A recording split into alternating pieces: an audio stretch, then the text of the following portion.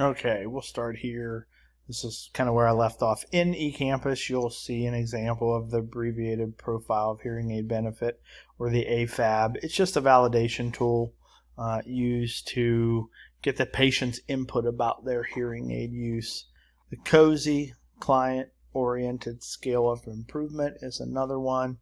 So in your case studies, projects, when we're talking about how would you measure success, these are some options you have.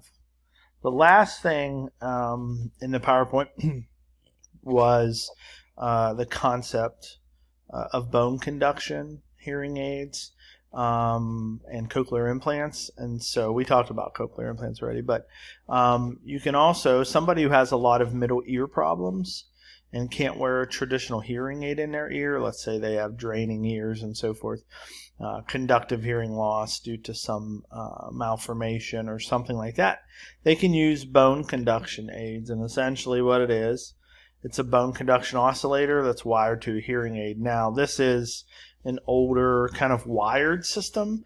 These still exist, but you don't see them as much. But essentially you have a hearing aid that's driving this bone conduction oscillator. So the implantable device, which you might have heard of, is the BAHA, the bone-anchored hearing aid. And so you have a speech processor. It's connected, it's surgically implanted in the temporal bone. And of course, you have a sound processor that vibrates.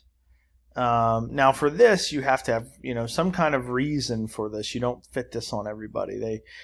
Some chronic ear infections, excessive, problems there, conductive hearing loss, certain malformations.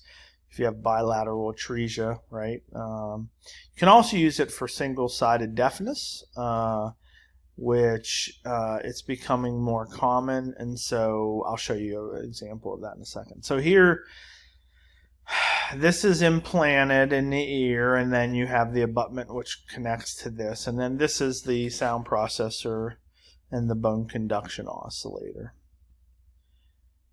So remember, if this cochlea, hold on, let me draw here. If this cochlea is dead, okay, non-functioning, remember, if you put the bone conduction oscillator or the hearing aid on this ear, what happens?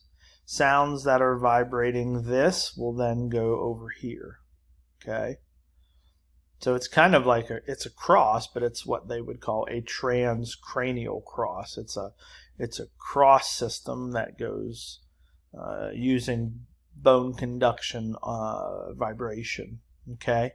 So dead ear, bone conduction hearing aid on the side will send information to the better side. Okay. Now it's not going to help with localization and other things. Why? Because you're still not getting information here. The information from the side is being presented to this side. However, you're not getting a binaural input. With a cross system, by cross, you're not going to get binaural cues because it's only being processed in the one ear. Okay, I hope that makes sense. So this is the bone-anchored hearing aid, bone conduction aid.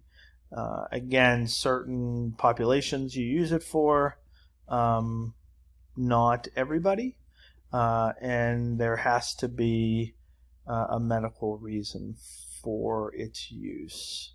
Okay, again, conductive hearing loss, certain malformations, that sort of thing. Hearing, middle ear problems that preclude somebody from using a traditional behind the ear hearing aid. Okay, so that's finishing up hearing aids, and I'll do some other videos and post them to YouTube.